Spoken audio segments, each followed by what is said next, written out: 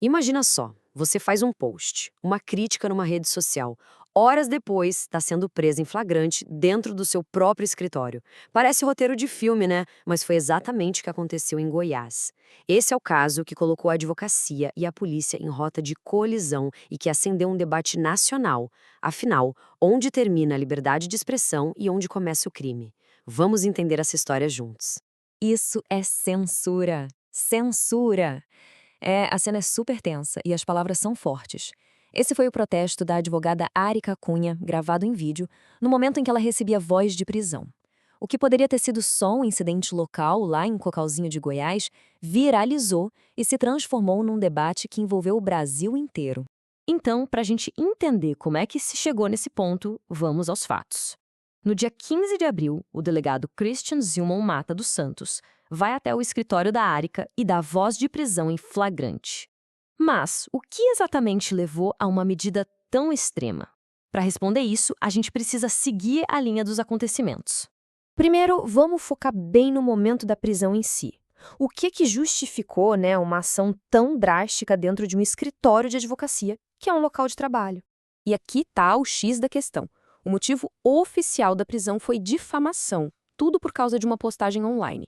Ou seja, uma autoridade pública, o delegado, se sentiu ofendido pela crítica de uma cidadã, a advogada, e usou o poder do cargo para efetuar uma prisão em flagrante.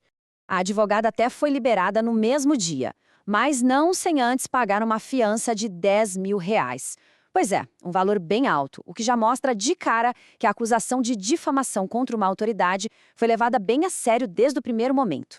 Mas como é que uma crítica online virou caso de polícia, com prisão e tudo?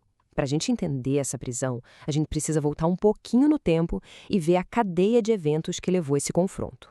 Essa linha do tempo aqui mostra direitinho a escalada do conflito. Vamos lá.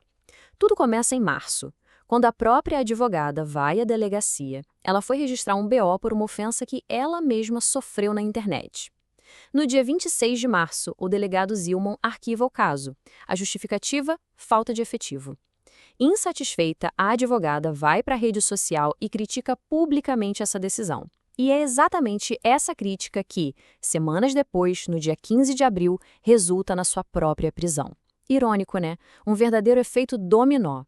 Bom, como em toda grande polêmica, claro, a gente tem dois lados com argumentos muito bem definidos. Vamos agora colocar lado a lado as versões da advogada e do delegado para entender o centro dessa disputa. Esse slide aqui resume o coração do conflito. De um lado, a advogada, que alega que estava simplesmente exercendo sua liberdade de expressão ao criticar um ato público.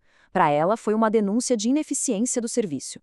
Já do outro lado, o delegado, que viu o post como um crime de difamação e ainda acusou de desacato e desobediência durante a prisão. É basicamente o direito de criticar contra o dever de respeitar a autoridade. A defesa do delegado se apoia num princípio que, em tese, é bem simples. Ninguém está acima da lei. Na visão dele, a advogada cometeu um crime de ofensa e desobediência, e a função dele como policial era agir, sem fazer distinção de quem era a pessoa acusada. Por outro lado, a defesa da advogada se baseia numa distinção bem importante, a diferença entre a pessoa física e a função pública. Ela argumenta que a crítica dela foi impessoal, focada exclusivamente no ato oficial de arquivamento e não na pessoa do delegado. O caso, claro, não demorou para atrair a atenção de uma instituição de peso, a Ordem dos Advogados do Brasil. E olha, a entrada da OAB na história mudou completamente o jogo. A resposta da OAB foi imediata e muito dura. Tanto a seccional de Goiás quanto a nacional vieram a público para classificar a prisão como arbitrária e ilegal. Ficou claro que a ordem não ia deixar isso passar. Uma grande batalha jurídica estava apenas começando. E a posição firme da OAB se baseia num pilar da profissão, as prerrogativas da advocacia. É importante entender que isso não é um privilégio, tá? São garantias que a lei dá para que o advogado possa atuar livremente, sem medo. Uma dessas garantias é a inviolabilidade do escritório. A OAB argumentou que a prisão, por um crime afiançável, ou seja, de menor gravidade, não justificaria uma ação tão invasiva. E a OAB não ficou só no discurso, não. Partiu para a ação. Foram várias frentes. Entraram com uma representação por abuso de autoridade. Pediram para anular a prisão.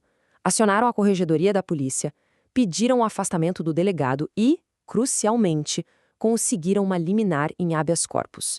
Foi assim uma contraofensiva jurídica completa. E aí veio uma primeira vitória bem importante para a defesa. A justiça concedeu uma liminar, que é aquela decisão rápida de urgência, proibindo o delegado de continuar atuando no caso. O motivo, pensa bem, ele era a suposta vítima e, ao mesmo tempo, a autoridade que estava investigando. A justiça entendeu que isso era um claro conflito de interesses. Agora vamos sair um pouco do caso específico e ampliar nossa análise. Porque essa história, que começou com um simples post, foi muito além das pessoas envolvidas e tocou num dos debates mais sensíveis da nossa democracia. E isso nos leva à grande questão por trás desse caso todo. Uma pergunta que vai muito além de Goiás, né? Onde é que fica a linha? Onde termina a crítica legítima a um agente público e onde começa o crime contra a honra? É uma linha bem tênue e este caso forçou o Brasil a discutir sobre ela. O motivo pelo qual essa história viralizou e tomou essa proporção toda é justamente porque ela coloca dois valores fundamentais em rota de colisão. De um lado, o direito do cidadão à liberdade de expressão. Do outro, a autoridade do Estado representada pela polícia.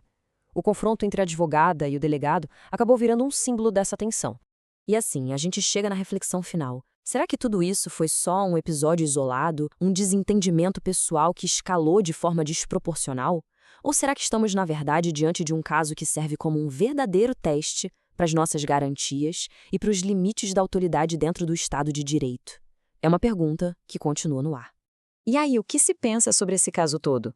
Para acompanhar mais análises como esta, já sabe, né? Siga o nosso canal Legalmente Claro Oficial, deixa aquela curtida para fortalecer o trabalho e, claro, compartilhe sua opinião aqui nos comentários. A gente se vê na próxima.